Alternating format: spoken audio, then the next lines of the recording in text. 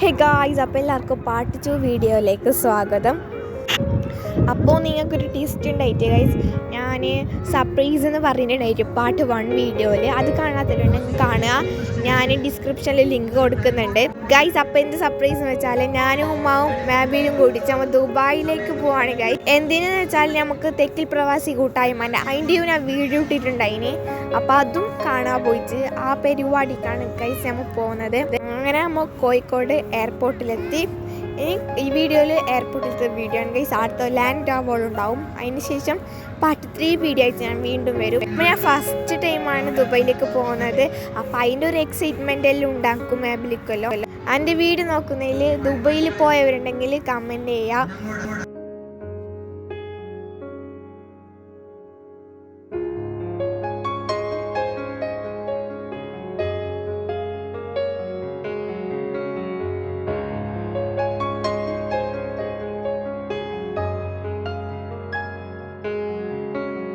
പിന്നെ നമ്മൾ കുറേ ദിവസത്തിനൊന്നുമില്ല ഗൈസ് പോകുന്നത്. ഒരു 1 വീക്ക് കഴിഞ്ഞപ്പോൾ നമ്മൾ വരും.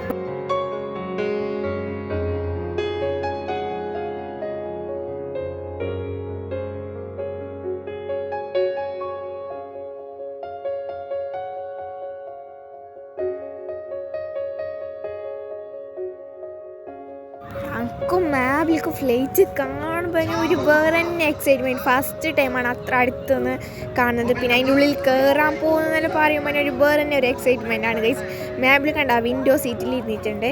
പിന്നെ ഫ്ലൈറ്റിൻ്റെ ഉള്ളിലത്തെ അധികം വീഡിയോ ഒന്നും എടുത്തിട്ടില്ല. പിന്നെ ഫസ്റ്റ് ഫ്ലൈറ്റ് വിടുമ്പോൾ ഭയങ്കര സൗണ്ടാണ്.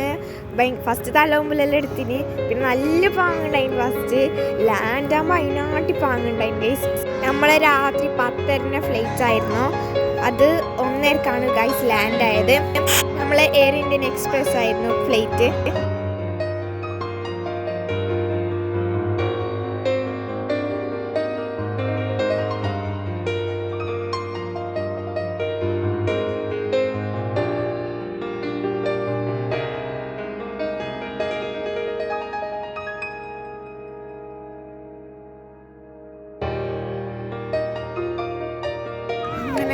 പിന്നെ ലഗേജിന് വെയിറ്റ് ആക്കാണ്.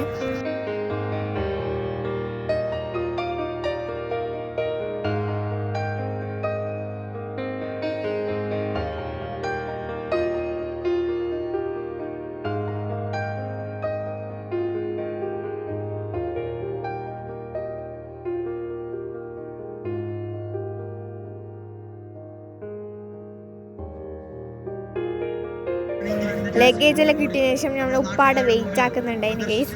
അതിന് ശേഷം ഞങ്ങൾ ഉപ്പാൻ്റെ ഒക്കെ റൂമിലേക്ക് ടാക്സിയും പിടിച്ച് പോയി ഗൈസ്. അപ്പോൾ ഇത്രയായിരുന്നു ഈ വീഡിയോയിലുള്ളത് ഗൈസ്. പിന്നെ ഒരു കാര്യം പറയാൻ മറന്നു. അതിന് ഭയങ്കര തണുപ്പായിരുന്നു. ഫ്ലൈറ്റിലേക്കോ ദുബൈക്ക് എത്തിയിട്ടൊക്കെ ഭയങ്കര തണുപ്പായിരുന്നു. ഫാമിലിക്കും സഹിക്കാനേ കഴിയുന്നുണ്ടായിട്ട്. പിന്നെ നമ്മൾ ദുബായിത്തെ വിശേഷങ്ങളായിട്ട് അടുത്ത പുതിയ വീഡിയോയിൽ വരുന്നത്.